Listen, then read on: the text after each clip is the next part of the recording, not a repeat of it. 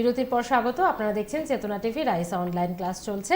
Most important ক্লাসে একটি আমরা রয়েছি, তার কারণ আজকের সাবজেক্ট, আজকের টপিক সত্যি আমাদের সকলের জন্যই খুব ইম্পর্টেন্ট। ম্যাম, যে পার্টটা বাকি রয়েছে আমরা সেই পার্টে চলে ডেফিনেটলি। তো যে বিষয়টা নিয়ে ডিসকাস করছিলাম সেটা হচ্ছে ক্রনিক আনএমপ্লয়মেন্ট। তো ক্রনিক আনএমপ্লয়মেন্টের একটা রিজন আমি বলেছিলাম যে ভিসিয়াস সাইকেল অফ পভার্টি। তো what is vicious cycle of poverty? Basically Ragnar Nurkse এই ভিসিয়াস সাইকেল অফ পভার্টি কনসেপ্টটাকে ইভলভ করেন এবং তার কথা অনুযায়ী a country is poor because it is poor.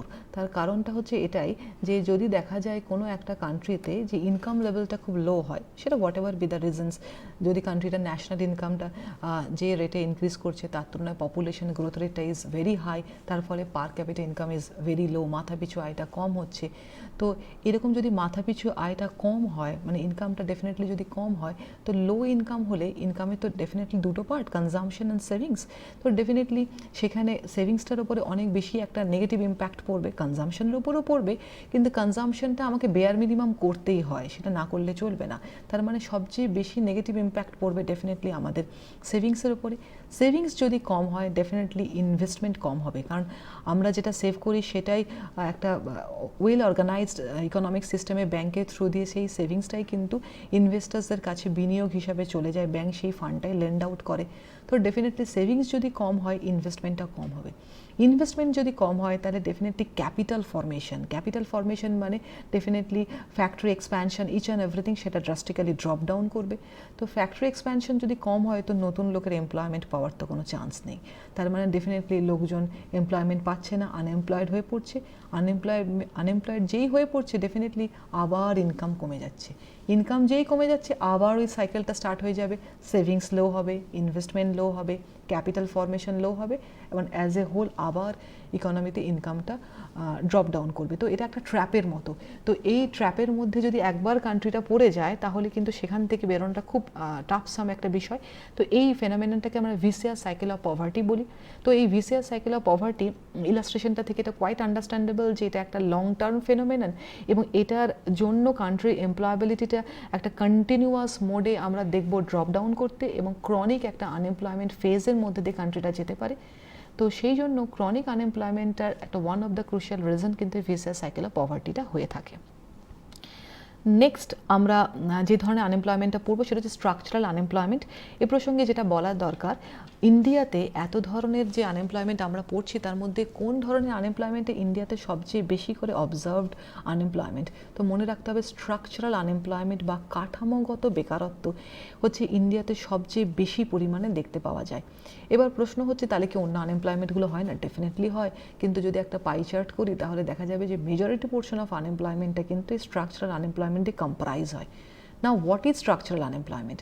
Structural unemployment বলতে যে বিষয়টা বলা হয় সেটা হচ্ছে স্কিল গ্যাপ যদি হয়। তো স্কিল গ্যাপ বিষয়টা কি? ধরা যাক কোনো একটা পার্সন সে জব সিকিওর করতে চাইছে, কিন্তু তার জন্য তার যে স্কিলটা আছে সেই স্কিলটা কিন্তু এমপ্লয়ার চাইছে না, মানে এমপ্লয়ার যে স্কিলটা চাইছে এবং এমপ্লয়িজ যে স্কিলটা প্রোভাইড করতে রেডি, দুটোর মধ্যে একটা গ্যাপ রয়েছে। তো এই ধরনের যদি স্কিল রিলেটেড কোনো গ্যাপ থাকে তো সেটাকে স্কিল গ্যাপ বলবো এবং তার জন্য কিন্তু আনএমপ্লয়মেন্টটা কিন্তু ইভলভ হচ্ছে ইকোনমিতে এবং এটা একটা ইকোনমি বেসিক স্ট্রাকচারের মধ্যে একদম এনগ্রেভড হওয়া বিষয়। তো তার জন্য যে ধরনের আনএমপ্লয়মেন্ট আমরা দেখব সেটাকে স্ট্রাকচারাল আনএমপ্লয়মেন্ট ফর্মালি অ্যাড্রেস করা হয়। তো দেখি কি বলেছে, it is a form of involuntary unemployment. Definitely it is one kind of involuntary unemployment, মানে ওই পার্সনটা তো চাইছিল জবটা করতে কিন্তু পাচ্ছে না, কারণ due to lack of his or her skill efficiency. তো দ্যাটস ওয়াই এটা একটা involuntary unemployment, a type of involuntary unemployment caused by the mismatch between the skills that workers in the economy can offer and the skills demanded of workers by employers, also known as skill gap. তো definitely employer যে স্কিলটা চাইছে আর এমপ্লয়িজরা যে স্কিলটা provide করতে ready থাকছে তার মধ্যে একটা ডিফারেন্স রয়েছে, একটা মিসম্যাচ রয়েছে, তার জন্য এমপ্লয়মেন্টটা সিকিওর হচ্ছে না। তো বলা হয়েছে দেখো, ইট occurs when the underlying shift of the economy makes it difficult for some people to find job. তো ডেফিনেটলি ইকোনমিতে একটা আন্ডারলাইং শিফট হচ্ছে, সেই জন্যই তো স্কিলের ক্ষেত্রে একটা এনহান্সমেন্ট দেখছি, দ্যাটস ওয়াই এই ধরনের আনএমপ্লয়মেন্টটা অবজার্ভড হবে। নেক্সট বলা হয়েছে structural unemployment is often brought about by technological changes. তো টেকনোলজিক্যাল চেঞ্জেসের জন্যও কিন্তু স্ট্রাকচারাল আনএমপ্লয়মেন্টটা চলে আসতে পারে, এটা আর একটা রিজন বলা যেতে পারে। কারণ দেখো, যদি টেকনোলজিক্যাল আপগ্রেডেশনস কিছু হয় তাহলে ওল্ড টেকনোলজি যা কিছু বিষয় আছে সেটা অবসলেট হয়ে যায়। তো ডেফিনেটলি ওল্ড টেকনোলজির সাথে যে পার্সনরা ভীষণভাবে এনগেজড ছিল তাদের তো সেই স্কিলটাই বেসিক্যালি ছিল। তো ডেফিনেটলি নিউ টেকনোলজির সঙ্গে অ্যাডাপশনটা হয়নি। তো ডেফিনেটলি এই যে টেকনোলজিক্যাল আপগ্রেডেশন, এই টেকনোলজিক্যাল আপগ্রেডেশনের জন্যও কিন্তু আমরা স্ট্রাকচারাল আনএমপ্লয়মেন্টটা ইকোনমিতে ইভলভ হতে দেখব, কারণ তার রিজনটা বেসিক্যালি ওই স্কিল জেনারেশনের মধ্যে একটা ডেফিসিয়েন্সি থেকে যাচ্ছে। তো Indian unemployment are basically structural in nature, এটা আমি একটু বোল্ড করেছি কারণ এই পয়েন্টটা ধরে নিউমারাস টাইম কোয়েশ্চেন আসে। নাও যে জিনিসটা আমি আলোচনা করব নেক্সট যে টাইপ অফ আনএমপ্লয়মেন্টটা, সেটা হচ্ছে টেকনোলজিক্যাল আনএমপ্লয়মেন্ট। আমি এই দুটো আনএমপ্লয়মেন্ট একটু ক্লোজলি রেখেছি কারণ অনেকেরই একটা কনফিউশন থাকে যে স্ট্রাকচারাল আনএমপ্লয়মেন্ট আর টেকনোলজিক্যাল আনএমপ্লয়মেন্ট দুটোই এক নাকি ডিফারেন্ট। Definitely different. টেকনোলজিক্যাল আনএমপ্লয়মেন্টটা বলা যেতে পারে it's a one kind of structural unemployment, মানে এটা পুরোটাই স্ট্রাকচারাল আনএমপ্লয়মেন্ট নয়, একটা পার্ট বলা যায়। যেমন আমি বললাম structural unemployment is a kind of involuntary unemployment, তার মানে কি এটা ইনভলেন্টারি আনএমপ্লয়মেন্ট পুরোটা? তা না, ইনভলেন্টারি আনএমপ্লয়মেন্ট একটা পার্ট বলতে পারি। তো একই রকমভাবে technological unemployment is a part of structural unemployment. তো স্ট্রাকচারাল আনএমপ্লয়মেন্টের একটা পার্ট আমরা বলতে পারি টেকনোলজিক্যাল আনএমপ্লয়মেন্ট। তো এটা কি করে হয়? এটা হয় তখনই যদি দেখা যায় যে ইকোনমিতে প্রোডাকশানের যে মেথডোলজিস সেটার মধ্যে একটা ড্রাস্টিক চেঞ্জ যদি আসে। তার মানে লেবার ইন্টেন্সিভ টেকনোলজি অপ্ট না করে আমি যদি ক্যাপিটাল ইন্টেন্সিভ টেকনোলজি অপ্ট করি, তার মানে ডেফিনেটলি সেক্ষেত্রে লেবারের রিকোয়ারমেন্ট কিন্তু আর অ্যাজ সাচ ইকোনমির দিক থেকে থাকছে না, এবং খুবই বেয়ার মিনিমাম থাকছে, যতটুকু লেবার না হলে নয় ততটুকু থাকছে, এবং বাকি মেজরিটি পোর্শন কাজটাই কিন্তু আমি মেশিন দিয়ে করে ফেলছি। তার ফলে মেশিন কিন্তু রিপ্লেস করে দিচ্ছে ম্যান পাওয়ারকে। তো এই ধরনের যদি আনএমপ্লয়মেন্ট হয় ডেফিনেটলি সেটা একটা হিউজ কাইন্ড অফ টেকনোলজিক্যাল অ্যাডভান্সমেন্টের জন্য হচ্ছে, এবং এই ধরনের আনএমপ্লয়মেন্টকে আমরা টেকনোলজিক্যাল আনএমপ্লয়মেন্ট বলবো, কারণ এখানে অ্যাজ সাচ মানে ম্যান পাওয়ারের রিকোয়ারমেন্টটা উইথ টাইম কমে যাচ্ছে। তো এই ধরনের যে আনএমপ্লয়মেন্টটা হবে সেটা একটা পার্ট অফ স্ট্রাকচারাল আনএমপ্লয়মেন্ট, কিন্তু এটা ডিউ টু একটা টেকনোলজিক্যাল চেঞ্জেস, একটা মোড অফ অপারেশনাল চেঞ্জেস হচ্ছে। তো that's why it is known as technological unemployment. Next হচ্ছে কিছু ছোট ছোট কনসেপ্টস রয়েছে, যেমন cyclical unemployment, frictional unemployment, seasonal unemployment. তো সাইক্লিক্যাল আনএমপ্লয়মেন্টটা আমরা বেসিক্যালি অবজার্ভ করি বিজনেস সাইকেল ওয়াইজ। তো বিজনেস সাইকেল বিষয়টা সম্পর্কে যেটা বলার কথা সেটা হচ্ছে একটা ইকোনমিতে যে ইকোনমিক অ্যাক্টিভিটিগুলো হয় না, সেটা সবসময় পিকে রান করে না। মানে আমি চাইছি যে একটা ইকোনমিতে 100% মানে যত লেবার রয়েছে, যত মেশিন, যত ল্যান্ড, যত এন্টারপ্রেনার বা অর্গানাইজার রয়েছে তারা ফুললি এমপ্লয়েড রয়েছে, এরকম একটা সিচুয়েশনটা আমি সবসময় চাইবো। তো যদি একটা ইকোনমি এরকম একটা ফুল সুইংয়ে রান করে তো সেটাকে আমরা পিক সিচুয়েশন বলবো। কিন্তু মনে রাখতে হবে এই পিক সিচুয়েশন কিন্তু অনন্তকাল ইকোনমিতে রিটেন হবে না, কারণ একটা ইকোনমি যখনই পিক সিচুয়েশনে নিজেকে নিয়ে যায় তারপরে ইকোনমিতে একটা ডাউন টার্ন দেখবো, সেটাকে আমরা রিসেশন বলি। সেই রিসেশন যদি আমি কন্ট্রোল করতে না পারি ইকোনমি ডিপ্রেশনে চলে যাবে, এবং সেই ডিপ্রেশনেও কিন্তু মনে করার কোনো কারণ নেই ইকোনমি অনন্তকাল থাকবে। গভর্নমেন্ট সাফিসিয়েন্ট মেজার নেবে, মোস্টলি ফিসকাল অপারেশনসের থ্রু দিয়ে আমরা এই যে ডিপ্রেশনারি সিচুয়েশন এখান থেকে ইকোনমিতে ধীরে ধীরে রিকভার করব। তো আমরা রিকভারি ফেজে যাব, আফটার দ্যাট আবার আমরা পিকে রান করব। তো আমরা দেখছি অ্যাজ এ হোল একটা আপ অ্যান্ড ডাউন একটা মোড ইকোনমিতে আমরা রিগার্ডিং ইকোনমিক অপারেশনস অবজার্ভ করে থাকি। তো এটাকেই বলা হয় বিজনেস সাইকেল। এবার এই যে বিজনেস সাইকেল, এই বিজনেস সাইকেলটা তো আনঅ্যাভয়েডেবল। তো এটা তো কোনো মানে এটাকে আমি কন্ট্রোল করতে পারি, এটাকে আমি মিনিমাইজ করতে পারি ইম্প্যাক্টটা, কিন্তু এই বিজনেস সাইকেলটাকে আমি অ্যাভয়েড করতে পারবো না।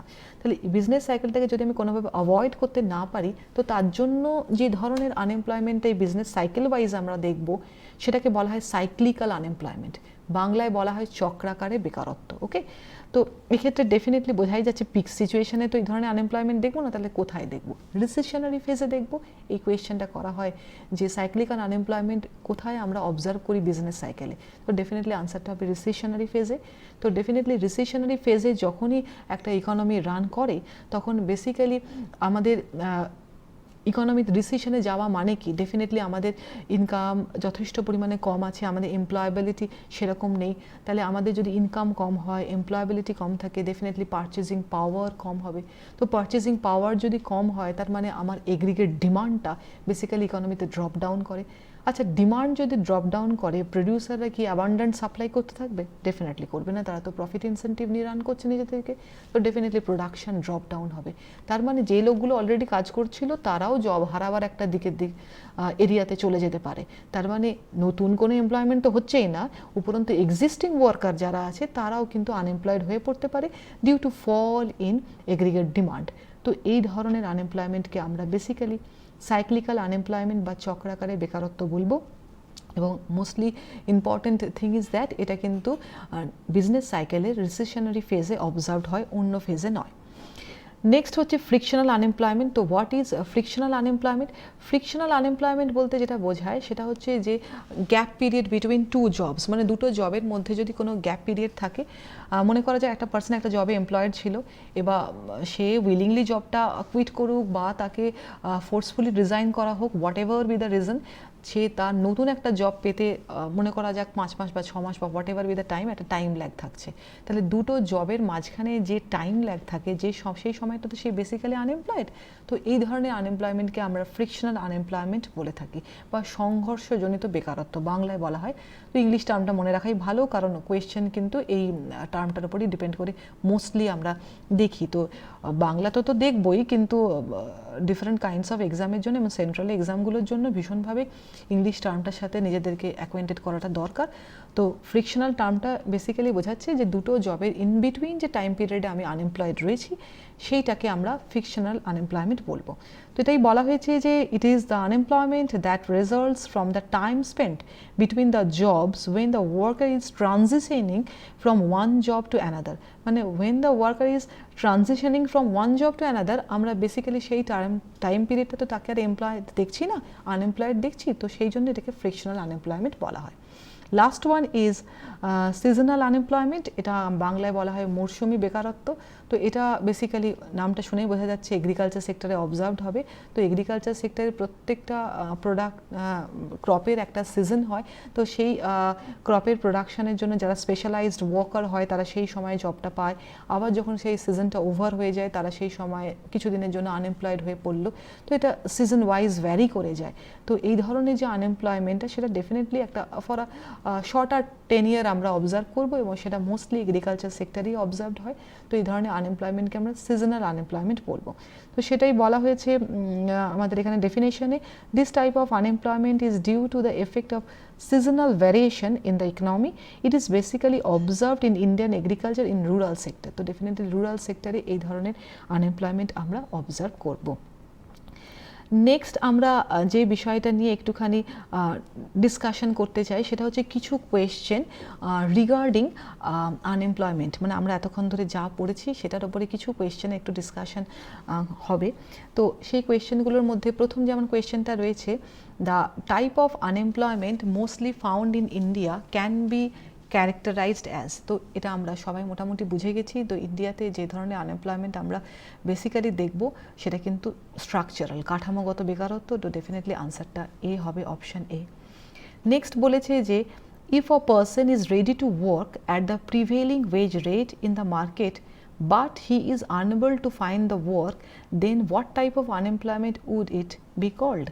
তো ডেফিনেটলি এটা প্রিভেলিং ওয়েজ রেটে সে কাজ করতে চাইছে অথচ সে কাজ পাচ্ছে না। তো ডেফিনেটলি এই ধরনের আনএমপ্লয়মেন্টকে আমরা ইনভলেন্টারি আনএমপ্লয়মেন্ট বা অনিচ্ছাকৃত বেকারত্ব বলবো। তো দেখো এখানে কীভাবে কোয়েশ্চেনটা অ্যাড্রেস করা যে প্রপার ডেফিনেশন দিয়ে দিয়েছে, ডেফিনেশন দিয়ে তোমাকে অপশান সেট করে দিয়েছে এবং কোনটা রাইট অপশান সেটা বলতে হবে। তো টেকনিক্যালি আমাকে ডেফিনেশনসটা মনে রাখলে এই টাইপের যে কোনো স্ট্রাকচারাল কোয়েশ্চেনই আমরা অ্যাটেন্ড করতে পারবো। নেক্সট দেখো যে কোয়েশ্চেনটা বলা হয়েছে, in which type of unemployment do the marginal productivity of worker is zero? Definitely disguised unemployment হবে, যেখানে আমি বারবার বলেছি যে অ্যাডিশনাল ওয়ার্কার যারা রয়েছে তাদের মার্জিনাল প্রোডাক্টিভিটিটা জিরো, দ্যাটস ওয়াই প্রোডাকশানের কিন্তু ভলিউমটা ড্রপ ডাউন হয় না। কোয়েশ্চেন নাম্বার 4 বলা হয়েছে, what type of unemployment is found in agriculture sector in India. তো এগ্রিকালচার সেক্টরে দেখো সিজনাল আনএমপ্লয়মেন্টও দেখি, ডিসগাইজ আনএমপ্লয়মেন্টও দেখি, তো কিন্তু মোস্টলি অবজার্ভড যে ফেনোমেনন সেটা ডিসগাইজ আনএমপ্লয়মেন্ট। তো এখানে বাকি যে অপশনসগুলো ছিল সেটা দেখেই বোঝা গেছিলো যে এগুলো হবে না, কিন্তু যদি সিজনাল থাকতো তো ডেফিনেটলি সিজনাল আনএমপ্লয়মেন্ট একটা প্রবাবল অপশন, কিন্তু স্টিল ডিসগাইজড আনএমপ্লয়মেন্ট হলে সেটার এক্সটেন্টটা অনেক higher rather than seasonal unemployment. তো ডেফিনেটলি অপশনস যদি অতটা ক্লোজে সেট নাও করা হয় যেভাবে এখানে সেট করা হয়েছে, সেক্ষেত্রে এটা পরিষ্কারই যে অপশনসটা ডিসগাইজড আনএমপ্লয়মেন্ট ছাড়া আর অন্য কিছু হবে না। নেক্সট বলা হয়েছে who are counted in the labour force of a country. একটা কান্ট্রির লেবার ফোর্স বলতে কাদেরকে বোঝাবো? ডেফিনেটলি পপুলেশন যাদের বয়স কিনা 15 থেকে 65 ইয়ার্স, তো সেই এজ গ্রুপের মধ্যে যারা বিলং করছে, তো সেই লেভেল অফ পপুলেশনকে আমরা ইকোনমিতে লেবার ফোর্স বলি, কারণ বিলো 15 ইয়ার্স লেবার নর্ম অনুযায়ী তাকে আমরা লেবার বলবো না, এবং অ্যাবভ 65 ইয়ার্স সে তো রিটায়ার্ড পার্সন একটা। তো ডেফিনেটলি 15 থেকে 65 ইয়ার্স এই এজ গ্রুপের মধ্যে যে পপুলেশন থাকে সেটাই হচ্ছে ইকোনমি ওয়ার্কিং এজ গ্রুপ বা লেবার ফোর্স বলা হয়। নেক্সট কোয়েশ্চেন যেটা আছে, consider the following statement and identify the right ones. First একটা স্টেটমেন্ট বলা হয়েছে যে a person having worked for less than 1 hour for a day of a week is termed employed for a week. তো প্রথম স্টেটমেন্টটা বলেছে যে একটা পার্সন যদি less than 1 hour of work একটা উইকে পায় তাহলে সে ওই উইকের জন্য এমপ্লয়েড। একদমই রং স্টেটমেন্ট, কারণ আমরা বলেছি যে যদি একটা ওয়ার্কার একটা সার্ভে উইকের মধ্যে যদি দেখা যায় যে সে 4 hour অ্যান্ড অ্যাবভ যদি জবটা সে সিকিওর করতে পারে তাহলে সেই উইকের জন্য সে এমপ্লয়েড হয়। ডেফিনেটলি প্রথম স্টেটমেন্টটা রং স্টেটমেন্ট। নেক্সট স্টেটমেন্টটা যেটা বলেছে the current daily status consider the activity of a person for each day of the preceding 7 days। Definitely সেটাই ডেফিনেশন ছিল কারেন্ট ডেইলি স্ট্যাটাস আনএমপ্লয়মেন্ট। তো ডেফিনেটলি এখানে অপশন 2টা হবে রাইট অপশনস। ওকে, তো এইভাবে আমরা কোয়েশ্চেনগুলো দেখলাম যে কিভাবে এই এরিয়াগুলো থেকে কোয়েশ্চেনের ফ্রেমিং হয়, পড়ানোও যেমন হয়েছে তার পাশাপাশি কোয়েশ্চেনগুলোকে অ্যাড্রেস করার মেকানিজমটাও ইলাস্ট্রেট করা হয়েছে। আশা করি অসুবিধা হবে না এই ধরনের কোয়েশ্চেন এলে পরে। একদম, আমরা তো এমসিকিউ বেস খানিকটা দেখেও নিলাম যে কোন টাইপের এরকম একটা মোস্ট ইম্পর্টেন্ট টপিক থেকে কোন টাইপের কোয়েশ্চেন আসতে পারে। ম্যাম আজকের এই টপিকটাকে অলমোস্ট আমরা কমপ্লিট করতে পেরেছি নাকি একটা কমপ্লিট হয়ে গেছে? ক্লাস আর লাগবে না তাহলে? ওকে, নেক্সট ক্লাসে তো আমরা নেক্সট টপিকে যেতে পারি। ওকে স্যার, ম্যাম কিন্তু তাহলে আজকে অবশ্যই তাহলে আর সময় যেহেতু নেই এখানেই বিদায় নিতে হচ্ছে। নেক্সট টপিক নেক্সট ডের জন্য আমাদের ওয়েট করতেই হচ্ছে। Ma'am thank you for coming. Thank you. আপনারাও সকলে ভালো থাকুন, আর অবশ্যই নিজেদের প্রিপারেশন কমপ্লিট করতে হলে আপনাদের যেমন রাইস এডুকেশন সঙ্গে রয়েছে চেতনা টিভি। আপাতত এই পর্যন্ত, নমস্কার।